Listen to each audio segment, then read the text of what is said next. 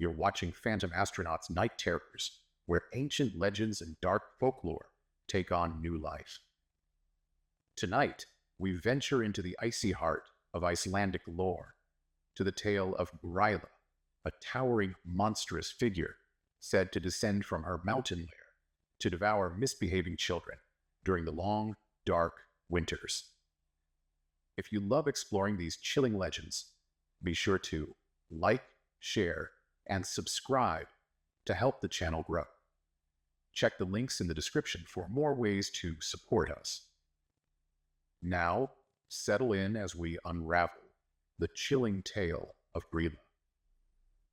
The wind roared through the fjords, carrying with it the sharp sting of ice and the mournful howl of wolves. Snow fell thick and fast, burying the small Icelandic village of Reykholt in a suffocating blanket of white. In the dim light of the single candle that flickered in their tiny hut, Asta could feel the weight of the storm pressing against the walls like a living thing. "Grandmother," she whispered, clutching the rough woolen blanket around her shoulders. "Tell me the story of Gryla." Her grandmother Eileen sat by the fire, her gnarled hands working a spindle, her face shadowed in the flickering glow. "The story of Gryla is not for the faint of heart, child," she said, her voice low and rough, like the creak of old wood. "And it is not a tale for winter nights such as this." "But I want to know," Asta insisted, her wide eyes gleaming with a mix of fear and fascination. Eileen sighed, setting her spindle aside. "Very well," she said, leaning forward so the firelight caught her face. "But remember, child, the story is a warning. Gryla is no mere myth. She is as real as the snow on the ground and the wolves in the hills.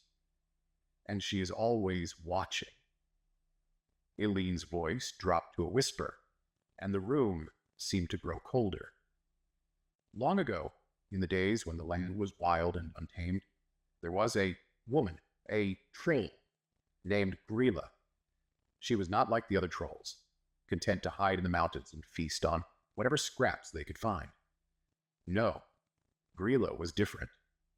She was cunning, ruthless, and she had a hunger that could never be satisfied." Asta shivered, pulling the blanket tighter around her shoulders. "They say Gryla had a heart as black as the winter night," Eileen continued, "and she had a taste for something most terrible, the flesh of naughty children." Asta's breath hitched, but she didn't interrupt. "She would wait until the snows came," Eileen said, her voice growing softer, as though she feared Gryla herself might hear. "When the nights were long and the days so short, they were barely more than a blink. She would descend from her mountain, her great sack slung over her shoulder, and she would listen. Oh yes, she would listen. For the cries of disobedient children, for the angry shouts of their parents. And when she heard them..." Eileen paused, her eyes glinting in the firelight. "She would come." That night, the storm raged on. Asta lay awake in her small bed, her mind spinning with images of Gryla. She imagined the troll woman, towering and monstrous, her long claws dragging across the snow, her sack bulging with stolen children. Outside, the wind howled like a living thing, and the hut creaked and groaned under the weight of the storm. But it wasn't the wind that woke her. It was a sound, a low, guttural growl, so faint she thought at first she might have imagined it. But then it came again, closer this time. Her heart raced as she sat up, her breath frosting in the icy air. "Grandmother," she whispered. There was no answer. The fire had burned low, and the room was bathed in shadows. Asta slipped from her bed, her bare feet freezing against the cold floor, and crept toward her grandmother's cot. It was empty. Panic gripped Asta's chest. She looked around the dark room, her eyes darting to the window. The frost-covered glass was streaked with what looked like claw marks, and beyond it, the snow swirled in a chaotic dance. Then she heard it, a heavy, deliberate thud, followed by another and another. Footsteps. They were slow and measured, coming from just outside the hut. Asta backed away, her heart pounding in her ears. She stumbled against the table, sending a tin cup clattering to the floor. The sound seemed deafening in the silence that followed. The footsteps stopped. And then a voice, a low, rasping growl that sent shivers down her spine. Asta! She froze, her breath catching in her throat. The voice was unlike anything she had ever heard, deep and guttural, like the grinding of stones. It spoke her name again, stretching it out into a grotesque mockery. Asta! The door rattled, and Asta bit back a scream. She scrambled toward the corner of the room, clutching a broken piece of wood from the firewood pile. The door creaked open, and the freezing wind howled into the room, extinguishing the last embers of the fire. Standing in the doorway was Gryla. The troll woman was larger than Asta had imagined, her hunched form filling the doorway. Her skin was rough and gray, like the bark of an ancient tree, and her eyes glowed like burning coals. Her long, matted hair hung in tangled strands around her face, and her mouth twisted into a grotesque grin, revealing jagged, yellowed teeth. In one massive, clawed hand, she held a sack that writhed and squirmed as though something or someone was trapped inside. The stench of decay filled the room, and Asta gagged, her eyes watering. "You've been naughty, little one," Gryla growled, her voice dripping with malice. "And I've come to take you away." Asta stumbled back, the piece of wood clutched tightly in her trembling hands. "No," she cried, her voice breaking. "I've been good. I swear." Gryla laughed, a deep, guttural sound that sent a fresh wave of terror coursing through Asta's veins. "Lies," she hissed. "I've heard your grandmother's warnings.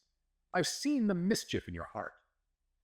The troll woman stepped closer, her massive frame casting a shadow over the trembling girl. Desperation surged through Asta, and she lashed out with the piece of wood, striking Gryla's arm. The troll woman roared, the sound shaking the walls of the hut. Asta darted past her, her bare feet slipping on the icy floor as she fled into the storm.